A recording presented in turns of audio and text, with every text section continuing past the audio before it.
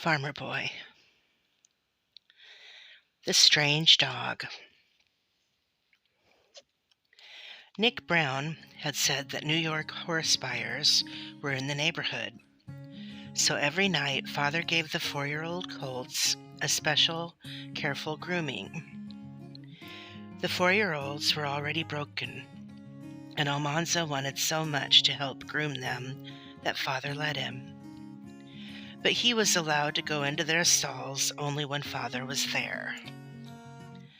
Carefully, Almanzo curry-combed and brushed their shiny brown sides and their smooth round haunches and slender legs. Then he rubbed them down with clean cloths. He combed and braided their black manes and their long black tails. With a little brush, he oiled their curved hooves till they shone black as Mother's polished stove. He was careful never to move suddenly and startle them. He talked to them while he worked in a gentle, low voice. The colts nibbled his sleeve with their lips and nuzzled at his pockets for the apples he brought them. They arched their necks when he rubbed them, their velvety noses, and their soft eyes shone. Almanzo knew that in the whole world there was nothing so beautiful, so fascinating, as beautiful horses. When he thought that it would be years and years before he could have a little colt to teach and take care of, he could hardly bear it. One evening the horse buyer came riding into the barnyard. He was a strange horse buyer. Father had never seen him before. He was dressed in city clothes of machine-made cloth, and he tapped his shining tall boots with a little red whip. His black eyes were close to his thin nose. His black beard was trimmed into a point, and the ends of his mustache were waxed and twisted. He looked very strange standing in the barnyard and thoughtfully twisting one end of his mustache into a sharper point. Father led out the colts. They were perfectly matched Morgans, exactly the same size, the same shape, the same bright brown all over, with the same white stars on their foreheads. They arched their necks and picked up their little feet daintily. 4 years old in May, sound in wind and limb, not a blemish on them, Father said. Broken to drive double or single. They're high-spirited, full of ginger, and gentle as kittens. A lady can drive them. Almanzo listened. He was excited, but he remembered carefully everything that Father and the horse buyer said. Someday he would be trading horses himself. The buyer felt the colts' legs. He opened their mouths and looked at their teeth.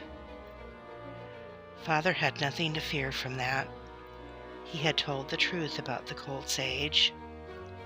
Then the buyer stood back and watched while Father took each colt on a long rope and made it walk, trot, and gallop in a circle around him. "Look at that action," Father said. The shining black manes and tails rippled in the air. Brown lights flowed over their smooth bodies, and their delicate feet seemed hardly to touch the ground. Round and round they went, like a tune. The buyer looked. He tried to find fault, but he couldn't. The colts stood still, and Father waited. Finally, the buyer offered $175 apiece. Father said he couldn't take less than $225. Almanzo knew he said that because he wanted $200. Nick Brown had told him that horse buyers were paying that much. Then Father hitched both colts to the buggy. He and the buyer climbed in, and away they went down the road. The colts' heads were high, their noses stretched out, their manes and tails blew in the wind of their speed, and their flashing legs moved all together, as though the colts were one colt.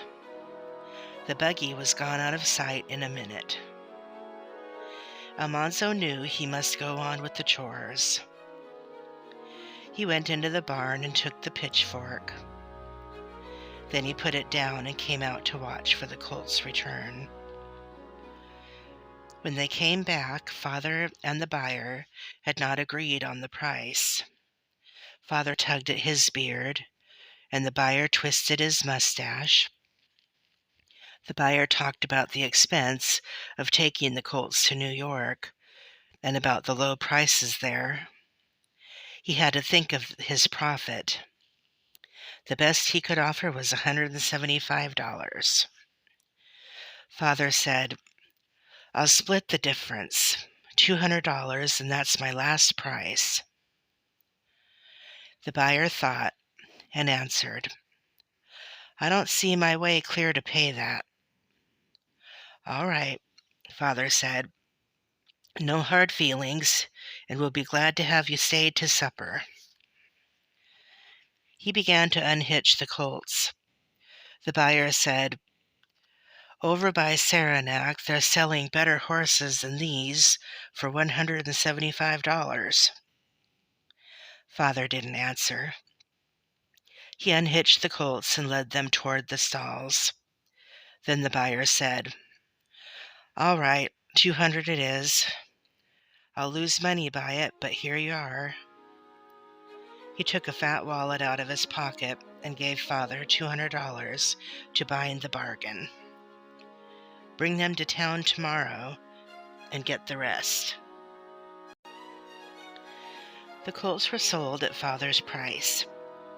The buyer would not stay to supper. He rode away, and Father took the money to Mother in the kitchen. Mother exclaimed, "You mean to say we must keep all that money in the house overnight?" "It's too late to take it to the bank," Father said. "We're safe enough. Nobody but us knows the money's here." "I declare I shan't sleep a wink." "The Lord will take care of us," Father said.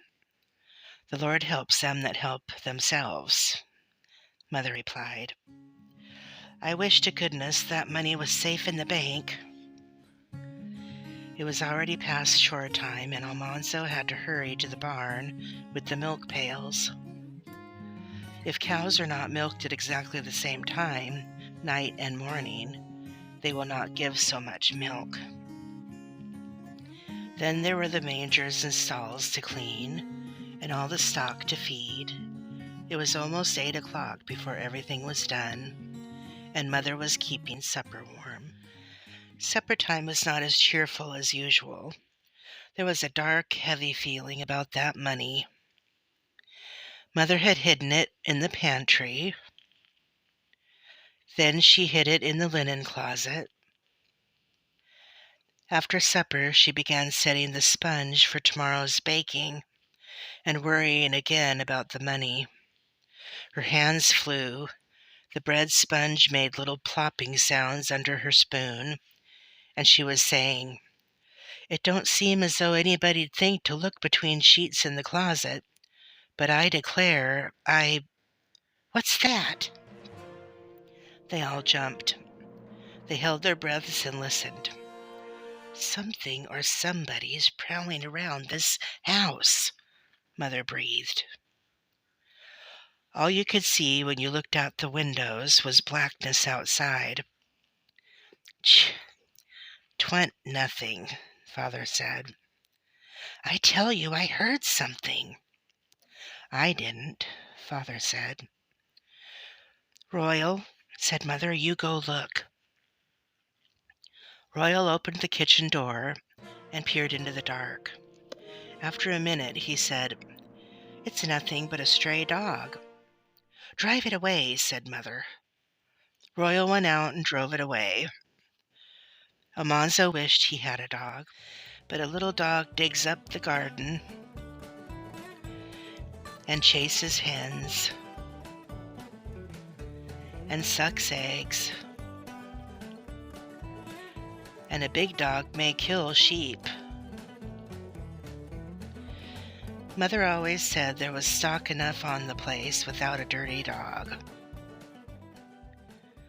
She set away the bread sponge. Almanzo washed his feet. He had to wash his feet every night when he went barefoot. He was washing them when they all heard a stealthy sound on the back porch. Mother's eyes were big. Royal said, "It's only that dog." He opened the door. At first they saw nothing, and Mother's eyes got bigger. Then they saw a big, thin dog cringing away in the shadows. His ribs showed under his fur. "Oh, Mother, the poor dog," Alice cried. "Please, Mother, can't I give him just a little bit to eat?" "Goodness, child, yes," Mother said. "You can drive him away in the morning, Royal." Alice set out a pan of food for the dog. He dared not come near while the door was open, but when Almanzo shut the door, they heard him chewing. Mother tried the door twice to make sure it was locked. The dark came into the kitchen when they left it with the candles, and the dark looked in through the dining room windows. Mother locked both dining room doors, and she even went into the parlor and tried the parlor door, though it was always kept locked. Almanzo lay in bed a long time, listening and staring at the dark. But at last he fell asleep, and he did not know what happened in the night till Mother told it the next morning. She had put the money under Father's socks in the bureau drawer, but after she went to bed, she got up again and put it under her pillow. She did not think she would sleep at all, but she must have, because in the night something woke her. She sat bolt upright in bed. Father was sound asleep. The moon was shining, and she could see the lilac bush in the yard. Everything was still. The clock struck 11. Then Mother's blood ran cold. She heard a low, savage growl. She got out of bed and went to the window. The strange dog stood under it, bristling and showing his teeth. He acted as though somebody was in the woodlot. Mother stood listening and looking. It was dark under the trees, and she could not see anyone, but the dog growled savagely at the darkness. Mother watched. She heard the clock strike midnight, and after a long time, it struck 1 o'clock. The dog walked up and down by the picket fence, growling. At last he lay down, but he kept his head up and his ears pricked, listening. Mother went softly back to bed. At dawn, the dog was gone. They looked for him, but they could not find him anywhere.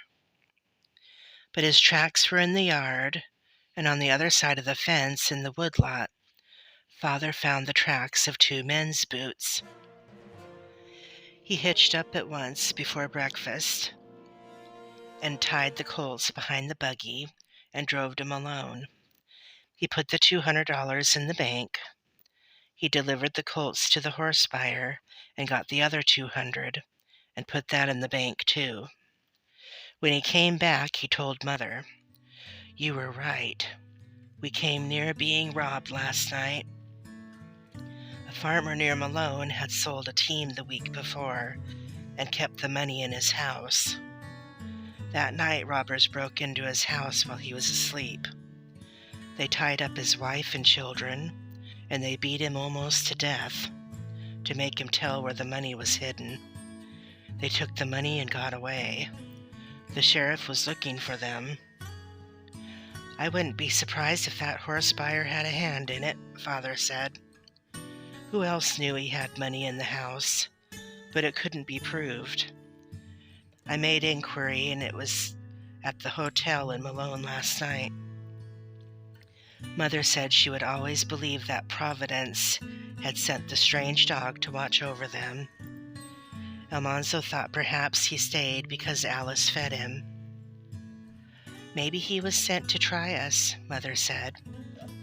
Maybe the Lord was merciful to us because we were merciful to him. They never saw the strange dog again. Perhaps he was a poor lost dog, and the food that Alice gave him made him strong enough to find his way home again.